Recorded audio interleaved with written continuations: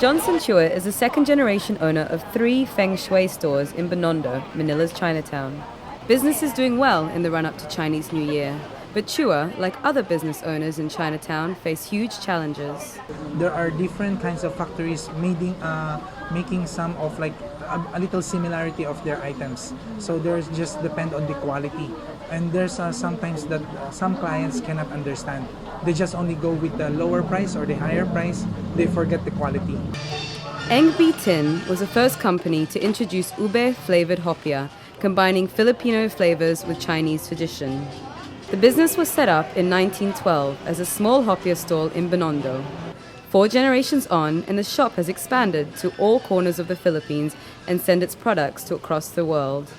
But business wasn't always this good. Only 30 years ago, the company was facing bankruptcy.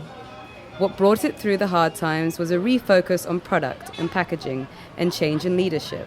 I think it's because we innovated the regular hopia into something that the people would really like.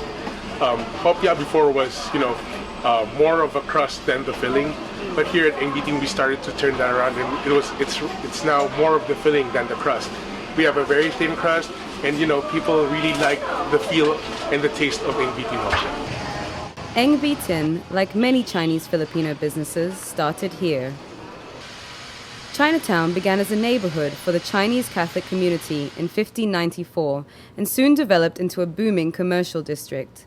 There were Chinese immigrants escaping hardship in mainland China. The thing was, majority of the Chinese who came here at the time were not really the professional types. No, they were largely the peasant class.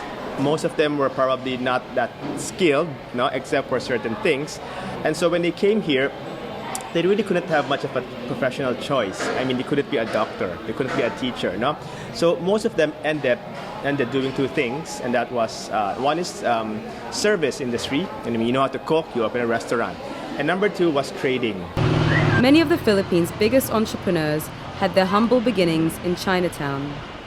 The Philippines' richest man, Henry C., began with a small shoe store in Quiapo called Shoe Mart. This grew into what we now know as SM, the largest chain of malls. There are old businesses which have updated themselves, meaning they stick to their core product, but they modernize in terms of production, in terms of maybe advertising, packaging, and all that. 2013 is the year of the water snake. Snake years are marked by major transformation and change, and sometimes great upheaval. Binondo businessmen say it's a constant game of evolution as each new generation adapts to the changing times. Lowe, Rappler, Binondo, Manila.